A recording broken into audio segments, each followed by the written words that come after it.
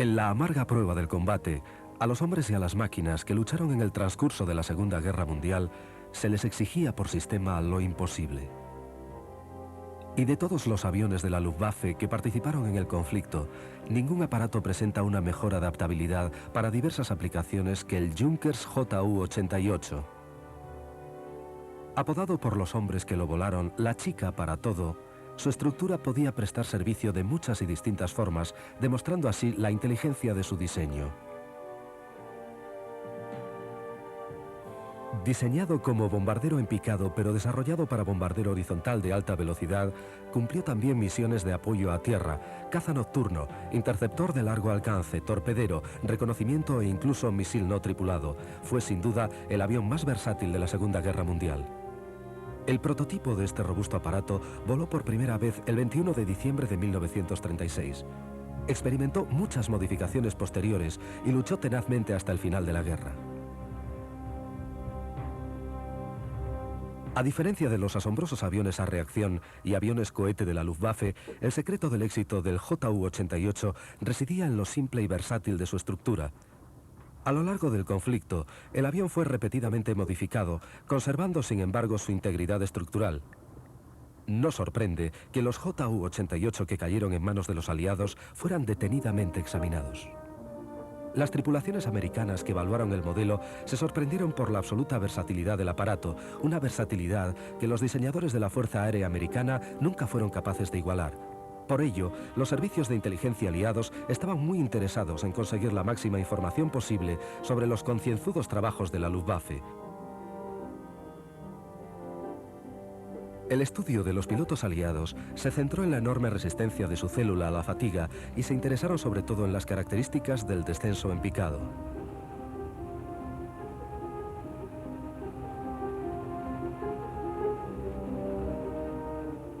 El general Karl Spaatz, que dirigió las operaciones aéreas norteamericanas en Europa, tuvo el mando de la famosa Octava Fuerza Aérea. Estaba muy interesado en obtener información sobre los aviones alemanes.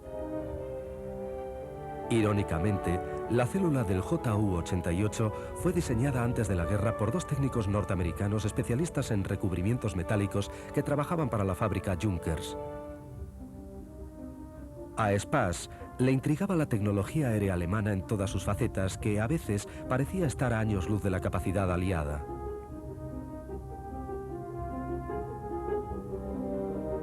Spaatz, con frecuencia, tomaba parte personalmente en el desmontaje del armamento alemán capturado.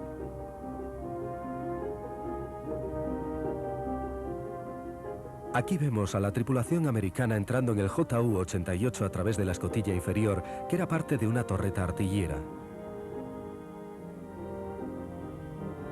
Estas adaptaciones tipo bañeras también se usaron en las primeras fortalezas volantes B-17, pero no fructificaron.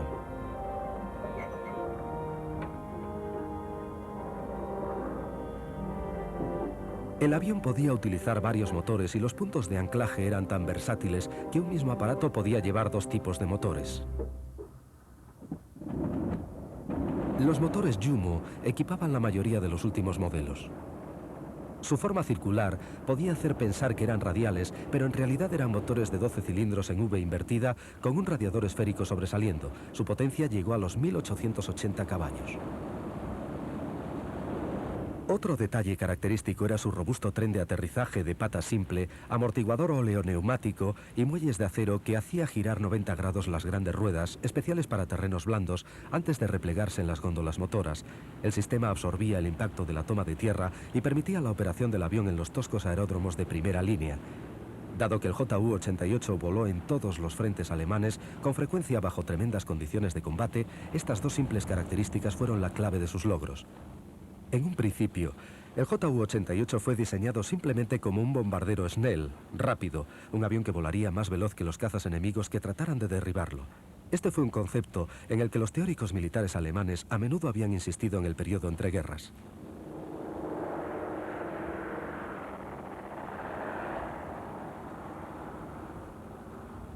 Con la ascensión del Tercer Reich y el reconocimiento oficial de Hitler como canciller, los teóricos militares alemanes tuvieron finalmente la ocasión de canalizar sus ideas en los mecanismos de agresión que tan desesperadamente buscaba el Führer. Mucho antes que el Ju-88 se hiciera realidad, el concepto de bombardero rápido Snell había sido el sueño de los primeros diseñadores de la Luftwaffe. Y finalmente apareció en otro avión de Junkers, el Ju-86. Anticipando lo que luego sería el Ju-88, el 86 fue un bombardero basado en la velocidad y el fuego defensivo.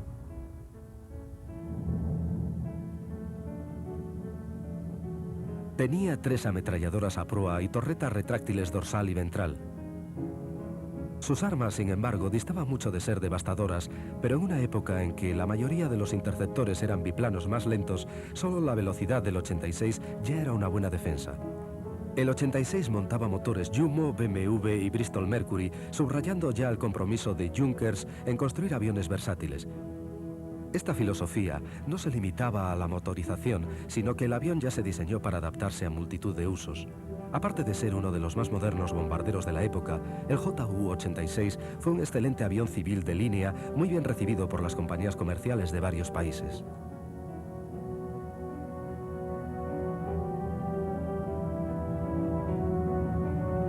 Cuando Hitler envió 6.000 hombres de la Luftwaffe para que ayudaran a Franco en la Guerra Civil Española, el Ju-86 vino con ellos.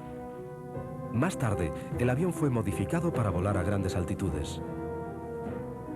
Esta versión, llamada P, disponía de cabina presurizada, lo cual, junto a los motores diésel turboalimentados Jumo 207 de cilindros opuestos y 1000 caballos de potencia, permitía a sus 2 tripulantes volar en misiones de reconocimiento a la increíble altitud para la época de 40.000 pies, más de 12.000 metros. El modelo P realizó misiones de reconocimiento sobre Gran Bretaña, Rusia y norte de África con total impunidad. Durante la primera mitad de la Segunda Guerra Mundial, con su altitud y velocidad, ni el más capaz de los cazas aliados tenía la menor posibilidad de alcanzarlo.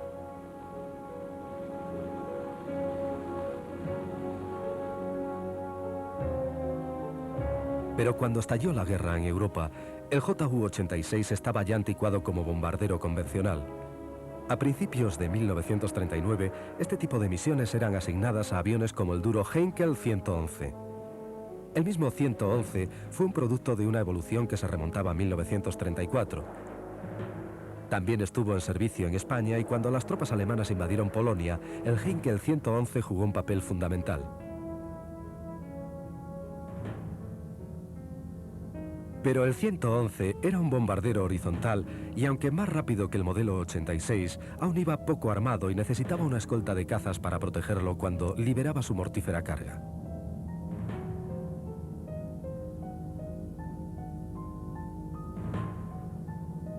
El compañero del 111 en la primera parte de la contienda fue el Dornier Do-17, un aparato incluso más versátil. También diseñado en 1934, el Dornier tenía fuertes vínculos con la aviación comercial. El Do-17 tenía un diseño extremadamente fuerte y sus robustos planos podían albergar motores de distintos tipos. Por el estrecho fuselaje de sus primeras versiones, enseguida se le bautizó con el nombre de lápiz volador. La sección de proa agrupaba a toda la tripulación, mejorando así su moral en el combate, una distribución que más tarde adoptó el Ju-88. Los diseñadores de la Luftwaffe reconocieron las ventajas inherentes al Dornier y su éxito ciertamente influenció los posteriores diseños de los Junkers.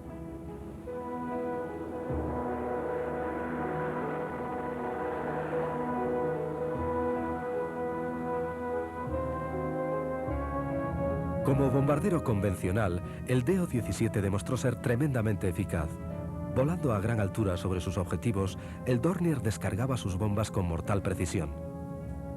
Debido a que los 17 fueron construidos con un fuselaje extraordinariamente fuerte para alojar cargas pesadas, el avión estaba ya bien preparado para ejecutar otro tipo de bombardeo que los pilotos de la Luftwaffe ya habían utilizado para amedrentar a los ejércitos de Europa, el bombardeo en picado.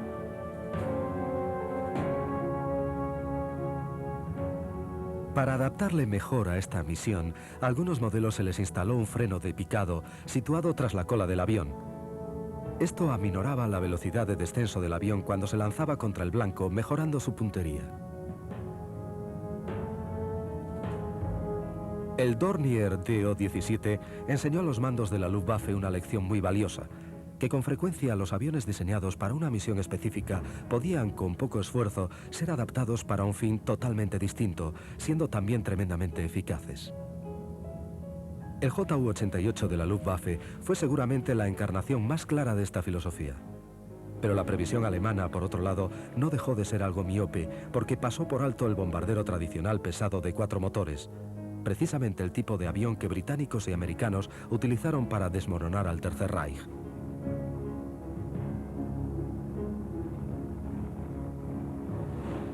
La excepción a este error fue el Heinkel 177 Greif de 4 motores.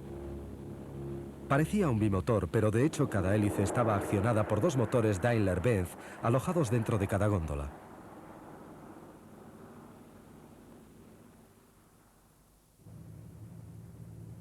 Un avanzado diseño que reducía la resistencia aerodinámica, pero cuyo mecanismo de acople originaba frecuentes fallos.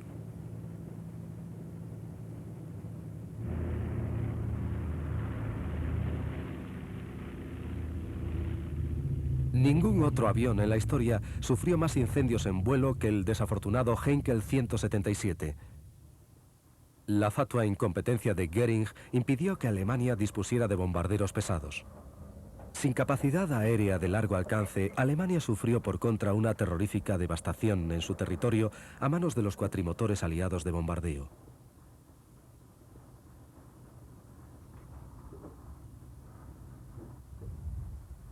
El fracaso del Greif se debió enteramente a su sofisticada disposición motriz, pero su diseño altamente moderno y estilizado fue un mérito para sus constructores cuando voló por primera vez en el año 1939.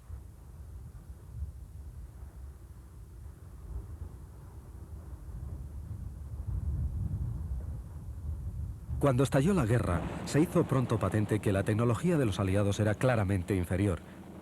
Para hacer frente a la poderosa Luftwaffe, el dudoso material británico incluía aparatos como el Handley Page Hamden, un bimotor radial diseñado a mediados de los años 30.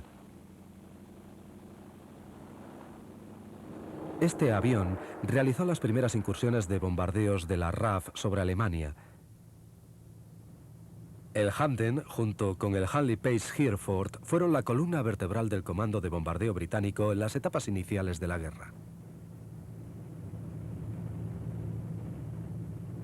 Otro contemporáneo del Hamden fue el Armstrong Whitworth Whiteley. Ambos modelos evidenciaban lo mal equipada que estaba la RAF en 1939 para misiones de bombardeos de largo alcance. La rutilante estrella de Gran Bretaña era el Vickers Wellington, de construcción geodésica única que proporcionaba al fuselaje una enorme resistencia. El Wellington pronto ganó merecida reputación por ser capaz de encajar un duro castigo y a la vez devolver a su tripulación sana y salva a casa.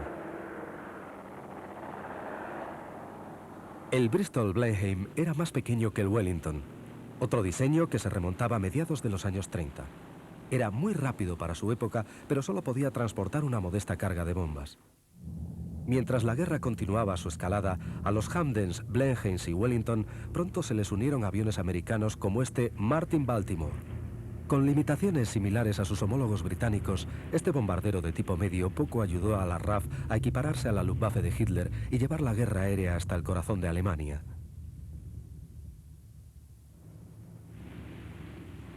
Sin embargo, los americanos no tardarían mucho en contribuir con 2 bombarderos de tipo medio que igualarían e incluso superarían el listón de la Luftwaffe. El primero fue el North American B-25. Después de mucho tiempo, los aliados disponían por fin de un bombardero que se aproximaba a la versatilidad de la que ya disfrutaban los pilotos alemanes. El denominado Mitchell, el B-25, actuó en el Pacífico, norte de África y Europa como bombardero convencional y también como avión de ataque armado con una serie impresionante de ametralladoras y cañones colocados en el morro. El otro bombardero americano de este tipo fue el B-26 Marauder, merodeador. Menos versátil que el B-25, el Marauder era un avión muy veloz, pero a veces muy difícil de manejar. Fuertemente armado para defenderse contra los ataques de los cazas, el merodeador era resistente y fiable, especialmente una vez que su tripulación se adaptaba a las demandas de este avión de alto rendimiento. En conjunto, los bombarderos de tipo medio americanos no eran tan versátiles como sus homólogos alemanes, pero casi siempre llevaban más potencia de fuego defensivo que los aviones similares de la Luftwaffe. Aunque esto supusiera una considerable pérdida de velocidad debido al peso extra del armamento.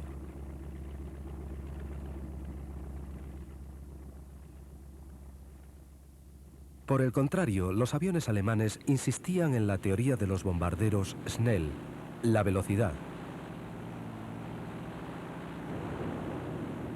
Un aparato veloz no necesitaba tan extensa gama de armamento. A pesar de todo, el desarrollo de la guerra continuó, los cazas aliados se hicieron cada vez más rápidos y los pilotos de la Luftwaffe empezaron a pagar un alto precio. A finales de 1939, las primeras versiones de los Ju-88 llegaban regularmente al frente. Estas imágenes nos muestran a la tripulación de un Ju-88 preparando su armamento antes de salir en misión de bombardeo. Las ametralladoras eran MG-15 de calibre 7,92, fabricadas por Rheinmetall Borsig, una empresa que fabricó la mayoría del armamento del Reich durante la guerra.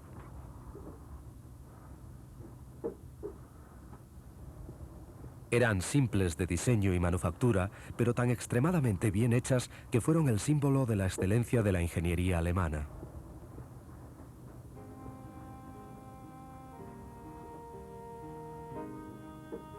Las MG-15 eran ligeras, fáciles de manejar y se instalaban sin esfuerzo. Cada pieza iba montada sobre una articulación esférica fijada al fuselaje.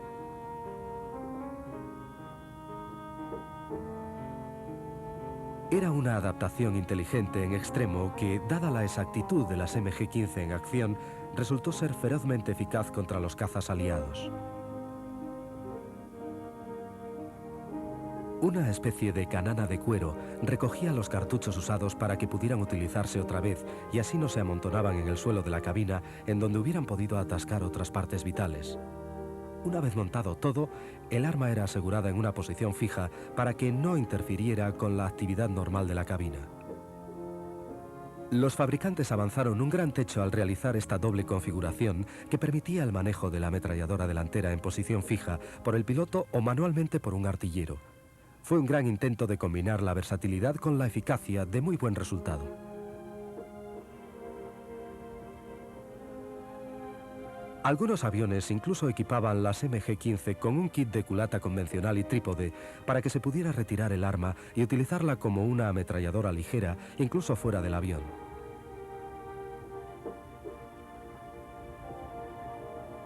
En muchas ocasiones, las tripulaciones derribadas se encontraron con un arma de un valor incalculable. Este kit ofrecía una considerable seguridad para los tripulantes que desafortunadamente caían detrás de las líneas enemigas.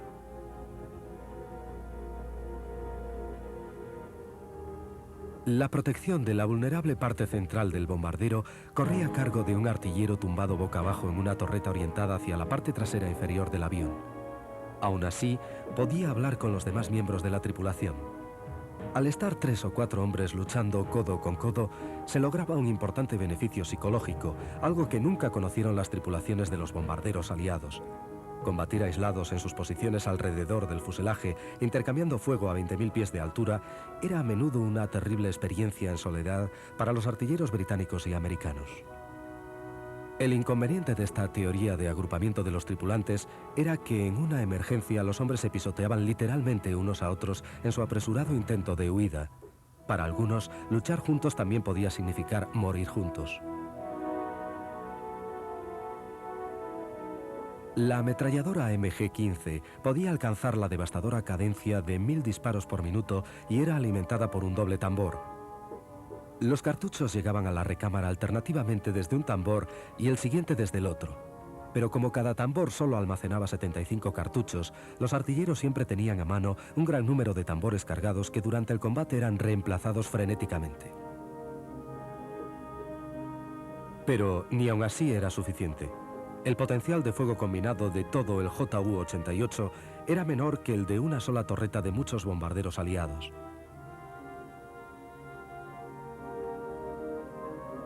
Como ocurría en los demás bombarderos alemanes, en el diseño del Ju-88 se había prestado más atención a su eficiencia ofensiva que a su propia capacidad de defensa. Con todo, los Junkers 88 fueron unos aparatos que una y otra vez transportaron con éxito a los hombres y sus cargas letales al lugar de lanzamiento para regresar salvos de nuevo. Werner Seiss, un piloto de Ju-88, nos cuenta su experiencia. Creo que el Ju-88 para su época fue uno de los mejores bombarderos que tuvimos. Pero era un bombardero, no un caza. Bueno, el armamento defensivo era más o menos para darte algún apoyo moral. Cuando disparabas la ametralladora, te hacía sentir mejor. Es como si se desvaneciera la enorme presión que se establecía dentro de la cabina. Cuando oías las ráfagas de tus ametralladoras, sentías que tenías algún tipo de protección. Pero no causábamos demasiados daños a los aviones que nos atacaban. Teníamos mucha suerte si lográbamos escabullirnos de los cazas. Nosotros, por ejemplo, solíamos llevar un cañón delante, pero como estaba justo en nuestro paso, decidimos quitarlo para tener más espacio para el navegante, porque cuando entrábamos en el combate tenía que tumbarse para poder tener visibilidad, porque con lo complicado que era coger la munición de ese cañón, ¿qué se podía hacer de noche? Cuando eras atacado, solo tratabas de librarte del avión enemigo con todo tipo de artimañas, virajes cerrados, picados, cambios de altitud y demás. Solo era una especie de soporte moral para nosotros cuando oíamos disparar a nuestras propias ametralladoras.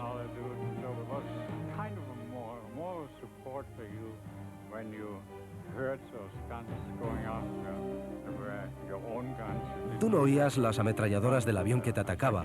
Todo lo que percibías era la visión de aquellas balas trazadoras pasando cerca de ti y deseabas ardientemente poder escapar de aquel lío. Así que retiramos el cañón. Nosotros sabíamos mejor que los diseñadores lo que nos convenía más, porque volábamos en él, así que lo mejoramos.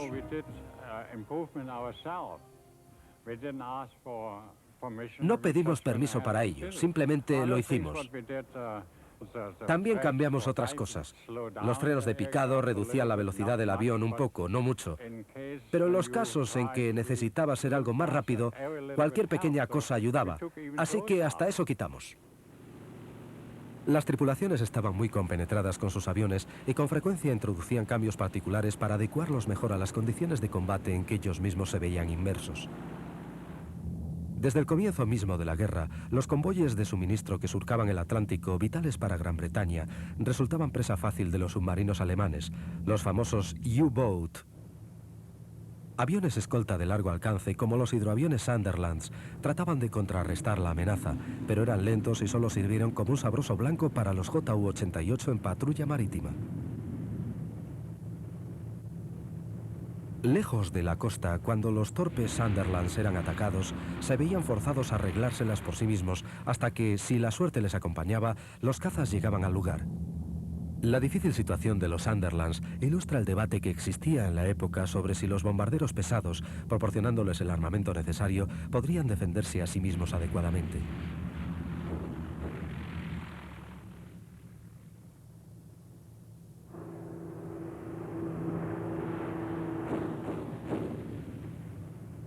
Aquí vemos a tres Ju-88 que, aunque más rápidos y ágiles que los Sunderland, son mantenidos a raya por el potente fuego de las torretas y las ametralladoras manuales del hidroavión. El potencial de fuego defensivo de los Sunderlands era formidable y dio origen a su bien merecido apodo, el puercoespín. Pero incluso así, lo mejor que se podía hacer contra el ataque de los 88 era intentar mantenerlos a raya hasta que llegaran los refuerzos. Del mismo modo, este incidente demuestra lo versátiles que eran los Ju-88 alemanes. En estas ocasiones, pasaban de bombarderos medios al papel de caza de gran radio de acción. Pero poco tiempo después, cuando tuvo que enfrentarse al Bristol Beaufighter británico, un avión creado especialmente para este cometido, fue el 88 el que tuvo que ponerse a la defensiva. Al final, la virtud de la versatilidad de aparatos como el JU-88, aunque por entonces realmente importante, fue diluyéndose. Sobre todo porque más tarde o más temprano, este polivalente avión tenía que enfrentarse con aparatos enemigos ya diseñados específicamente para cometidos en los que el Junkers no era especialista. Nunca fue un combate igualado.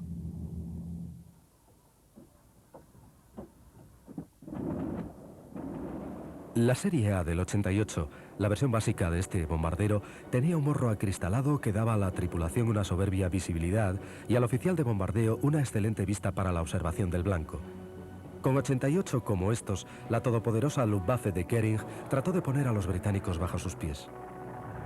En el transcurso de la batalla de Inglaterra, las tripulaciones de los JU-88 tuvieron probablemente más oportunidades de sobrevivir que las de los Heinkel 111 y Dornier 17, ya que los Junkers eran más rápidos y se les había añadido la capacidad de picado. Pero como todos los bombarderos alemanes de medio alcance estaban pobremente armados y sin una escolta de cazas, las pérdidas eran cuantiosas. La batalla de Inglaterra será recordada como el mayor revés alemán, pero también le dio a Goering importantes lecciones sobre tácticas no entrenadas previamente, aunque a un alto precio.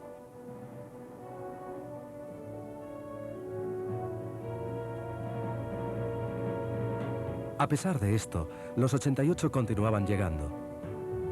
En el verano de 1940, junto con otros aviones de la Luftwaffe, arrasaron los aeródromos del sur de Inglaterra y dejaron casi fuera de combate a la RAF.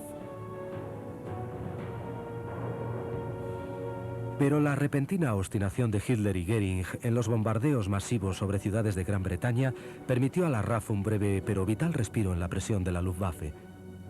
Sobre Gran Bretaña se demostró el acuerdo de los diseñadores del JU-88. Pero la mayor parte de su éxito recae sobre los hombres que los volaron en combate. Sin embargo, algunas de estas tripulaciones veían al 88 como una trampa mortal. Werner Seiss nos lo recuerda.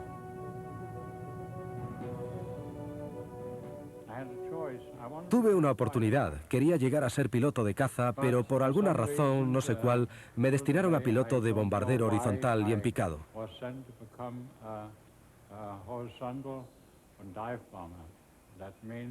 Eso significaba volar los Stukas JU-87 y el JU-88 y más adelante incluso tuve ocasión de volar el 188. Así que comencé el entrenamiento y no me olvidaré de mencionar algo. Un día hablando con mi instructor por aquel entonces me dijo: siento pena por ti de que tengas que volar el JU-88. Y yo le pregunté por qué. ¿Tan mal avión crees que es? Bueno, nosotros le llamamos el ataúd volante, me dijo. Así que todo el mundo tenía su propia idea. Más tarde comprobé que era un avión fantástico y realmente disfruté volando en aquel Junkers 88 bimotor.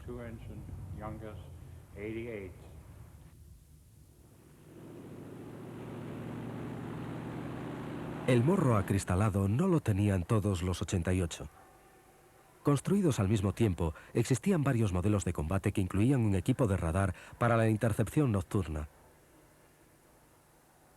Patrullando en los oscuros cielos de Alemania, la tecnología del radar Liechtenstein era considerada tan importante que cuando un desorientado caza nocturno 88 aterrizó en Suiza por equivocación y fue confiscado, Hitler ordenó inmediatamente que su tripulación fuera fusilada a su regreso.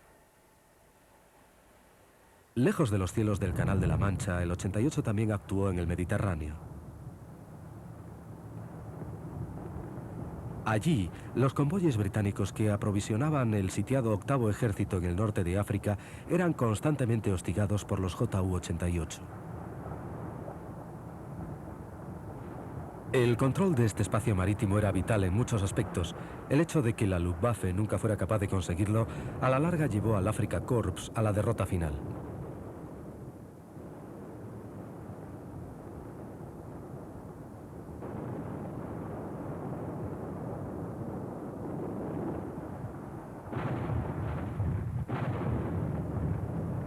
La piedra angular de la supremacía británica en el Mediterráneo fue la isla de Malta. Este pequeño trozo de tierra resistió los bombardeos de castigo que diariamente llevaba a cabo la Luftwaffe en la primavera de 1942.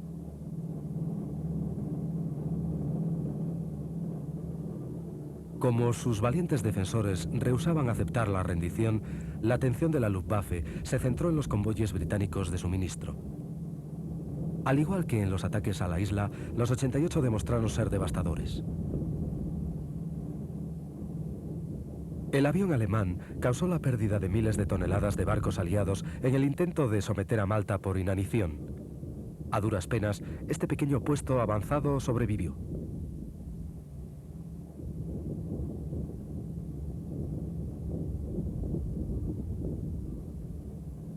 Un hecho que fue debido mayormente a la determinación de la población civil de la isla, gente que antes de abandonar sus casas prefirió soportar terribles bombardeos, penuria y devastación.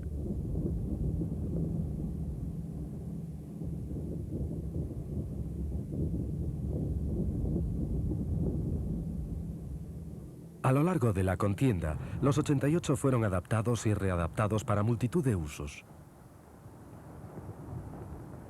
Algunos fueron una extensión del modelo básico, otros fueron rediseñados totalmente como el 188. Eric Sommers, tripulante de un 88, nos lo comenta. A los 88 los modificaban continuamente. Luchó como un avión de reconocimiento, ataque terrestre o caza nocturno. Como el avión era capaz de transportar una carga de bombas de 2,5 toneladas, se le podía añadir un montón de equipos, lo que le hacía versátil. Y era fácil mantener un número de producción para sustituciones. Esta fue la razón de que el avión evolucionara tanto.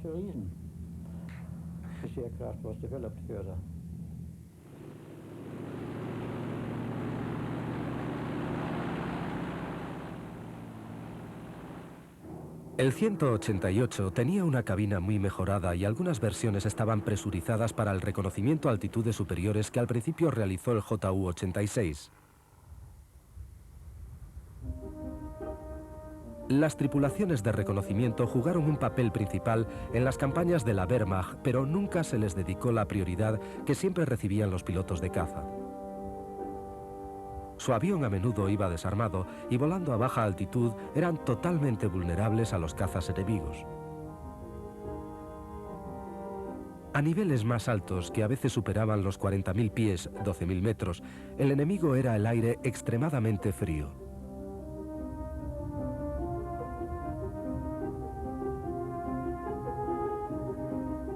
Para el reconocimiento aéreo, diferentes versiones del 88 fueron apareciendo, como esta denominada T.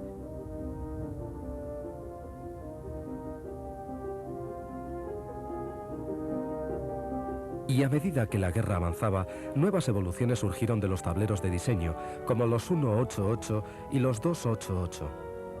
Para ambos bandos, el reconocimiento aéreo resultaba vital.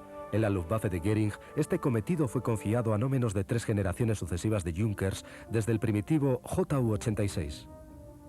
El énfasis puesto por los estrategas germanos en el reconocimiento aéreo queda patente por el gran número de aparatos que construyeron para tal fin.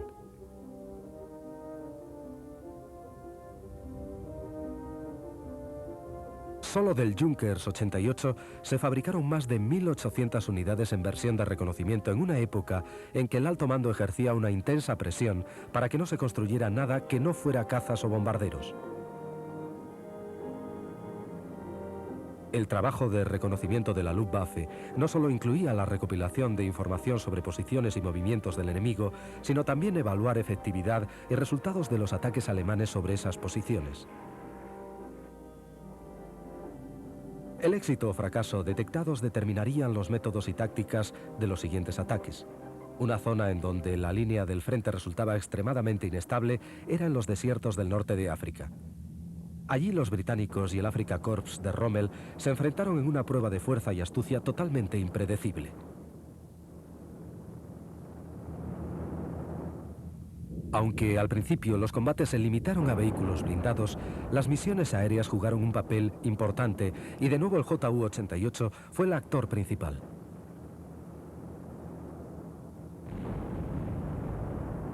Llevando a cabo duras tareas de reconocimiento y de bombardeo, el Junkers se puso a prueba en el escenario de mayor dureza de la guerra.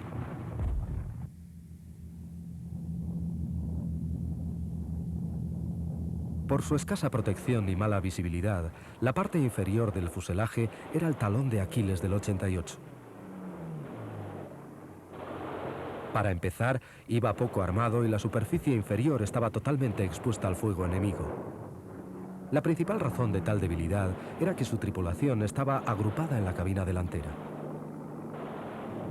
En los aviones aliados, como el B-25 y el B-26, las posiciones defensivas estaban distribuidas a lo largo del fuselaje e incluía una torreta artillada en cola como protección de los ataques traseros. En los JU-88 todo el mundo estaba en la cabina delantera. Como navegante yo me sentaba en el lado derecho. Una vez preparado mi trabajo, poco más podía hacer. No tenía ninguna mesa a bordo, así que todo lo preparaba de antemano. Ponía los mapas alineados a mi derecha, la ametralladora estaba enfrente, pero para manejarla tenía que tumbarme boca abajo en un suelo retráctil. Debajo del suelo estaba el mecanismo de liberación de las bombas, así que cuando no tenía que lanzar ninguna, empujaba el suelo hacia adelante y podía tumbarme allí y permanecer junto a mi ametralladora. O podía dormirme, eso también lo hacíamos. Las comunicaciones eran buenas, primero porque en el JU-88 casi podías hablar con todo el mundo, a pesar del ruido, pero con el interfono estaba siempre en contacto. Los rusos, por supuesto, nos soltaban un montón de fuego antiaéreo allí fuera. Pero lo ignorabas, sí, simplemente lo ignorabas. Era la única forma de hacerlo, intentar ir a tu aire. Había una nube de antiaéreos, la atravesábamos, descargábamos nuestras bombas y a olvidarlo. Los cazas nocturnos por entonces no suponían un gran peligro, pero naturalmente estábamos al tanto. Por la noche no se veía nada excepto los fogonazos. Bajo el zumbido de los motores, en la oscuridad de la noche sobrevolando territorio hostil, los hombres de otros bombarderos de la Luftwaffe estaban solos con sus propios pensamientos y temores durante el largo viaje de ida y vuelta hasta los objetivos dentro de las líneas rusas. En el 88, la intimidad compartida de los tripulantes luchando hombro con hombro proporcionaba los beneficios psicológicos que los diseñadores del avión habían previsto. A pesar de que las misiones nocturnas de la Luftwaffe tuvieron resultados desiguales, los bombardeos diurnos, al comienzo de la invasión de la Unión Soviética, fueron un éxito rotundo. Aquí los 88 también fueron el instrumento vital. Los aeródromos rusos eran tan numerosos y esparcidos que solo había 3 Junkers para cada objetivo. Aún así, los 88 hicieron su trabajo. Al final, Rusia consiguió vengarse. Al paso de cada invierno, los supervivientes de la Luftwaffe sufrían condiciones insoportablemente primitivas y duras. El 88 fue construido para recibir muy poco mantenimiento, pero no había sido previsto para el increíblemente terrible entorno del Frente del Este. A finales de 1944, el Tercer Reich estaba desmoronándose al paso de una tormenta de su propia creación. Replegándose en todos los frentes, incluso los aeródromos de la Luftwaffe en territorio alemán, pronto reflejaron la devastación aliada. Cuando se paralizó la construcción de los Junkers 88, cerca de 15.000 habían participado en acción. Más de la mitad de ellos eran bombarderos y alrededor de 4.000 volaron como cazas defendiendo al Reich. No menos de 7 principales constructores alemanes, incluyendo Opel, Volkswagen y BMW, participaron en el esfuerzo de fabricar el avión. A pesar de esas enormes cantidades, pocos 88 cayeron en manos de los aliados. 2 o 3 fueron llevados a América, donde fueron detenidamente examinados. La disposición de la cabina, sacrificando armamento para agrupar a los tripulantes, fue una fuente de debate entre los diseñadores de las Fuerzas Aéreas de los Estados Unidos. Para los americanos, resultaba paradójico amontonar la tripulación mientras se les pedía que abordaran cometidos distintos. Los pilotos americanos compararon las prestaciones del 88 con las de sus propios bombarderos medios de aquel momento, con el acuerdo general de que el 88 era un aparato extremadamente resistente y no tan difícil de volar como se imaginaba. En muchos aspectos, sus características de vuelo resultaban similares a las de los cazas multimotores británicos de la época. El 88 que estamos viendo es realmente único. Construido en junio de 1943, fue uno de los muchos aviones de la Luftwaffe de primera línea transferidos a Rumanía, aliada de Alemania. Pero en menos de un mes, su piloto rumano desertó con el preciado trofeo, su nuevo y flamante Ju-88. Aterrizó el avión en Chipre, controlada por los británicos, y de allí la RAF lo llevó rápidamente al Cairo y luego hacia la base Wright-Patterson en Estados Unidos. Fue una suerte que tan completo ejemplo de la aviación alemana consiguiera llegar a los Estados Unidos. Durante la guerra, los pilotos aliados aprendieron a distinguir el Junkers 88 con el morro acristalado que sabían que correspondía a la relativamente indefensa versión de bombardeo y no dudaban en atacarle.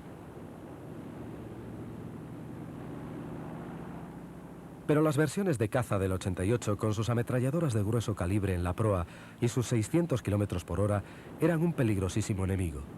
Hacia el final de la guerra, los pilotos alemanes se percataron de este hecho y pintaron el morro de la versión de caza de forma que pareciera acristalado.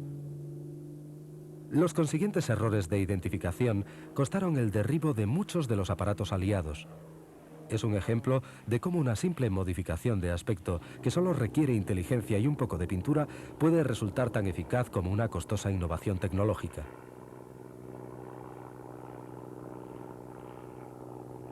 Una fuerza de alrededor de 100 cazas 88, reunida precipitadamente, despegó el 3 de marzo de 1945 en un gesto final de desafío ante la superioridad numérica de los aliados.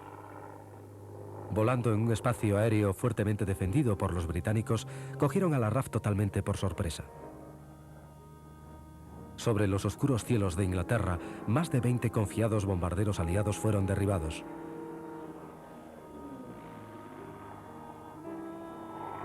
Próximos ya a la derrota, los pilotos de la Luftwaffe sabían muy bien que eran la última línea de defensa que le quedaba a la población civil alemana. Una población que noche tras noche sufría la masacre de los bombardeos aliados indiscriminados.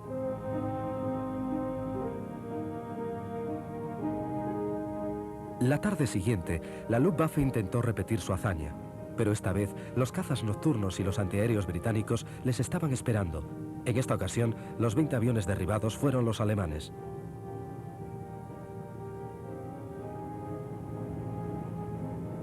Aproximadamente a la 1:45 de la madrugada, el último Ju-88 se estrelló en un campo de Yorkshire, alcanzando el dudoso honor de ser el último avión alemán derribado sobre Gran Bretaña. A lo largo de su vida, el formidable 88 se utilizó para probar casi todo tipo de armamento aéreo. También se utilizó profusamente en la investigación de la propulsión a reacción y los motores que finalmente equiparon a los famosos reactores de la Luftwaffe fueron primero instalados y probados en el Ju-88. Asimismo, las unidades de cohetes alemanes de asistencia al despegue demostraron primero su validez en pruebas con bombarderos Junkers. Casi sin excepción, cuando un bombardero tenía que probar una innovación alemana, el 88 era requerido para servir de conejillo de Indias. Uno de los usos más extraños del 88 era el avión compuesto Mistel, en donde viejos Junkers 88 retirados de servicio eran sacrificados como misiles no tripulados. Para realizar esto, toda la sección del morro se retiraba y en su lugar se instalaba hasta 4 toneladas de explosivos.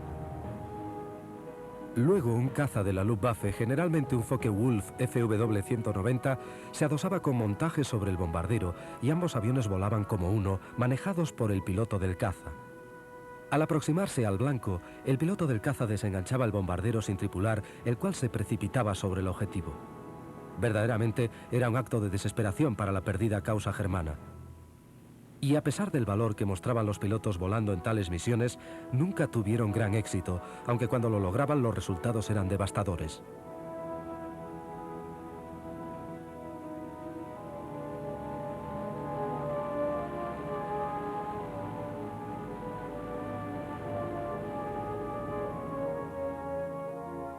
Este JU-88 rumano, que pasó a la Fuerza Aérea Americana por cortesía de su piloto desertor, es uno de los 4 únicos ejemplares que quedan de los más de 14.000 que se construyeron. Expuesto en el Museo de la Fuerza Aérea Wright-Patterson en Dayton, Ohio, ha permanecido en silencio casi medio siglo. Es el impresionante testimonio de uno de los mayores logros de diseño de la Luftwaffe, encarnando la filosofía esencial de la aviación alemana basada en la trinidad de sencillez, robustez y versatilidad. Este veloz Junkers fue sin lugar a dudas uno de los mejores bombarderos rápidos de la Segunda Guerra Mundial, el más importante logro del diseño y la ingeniería alemana.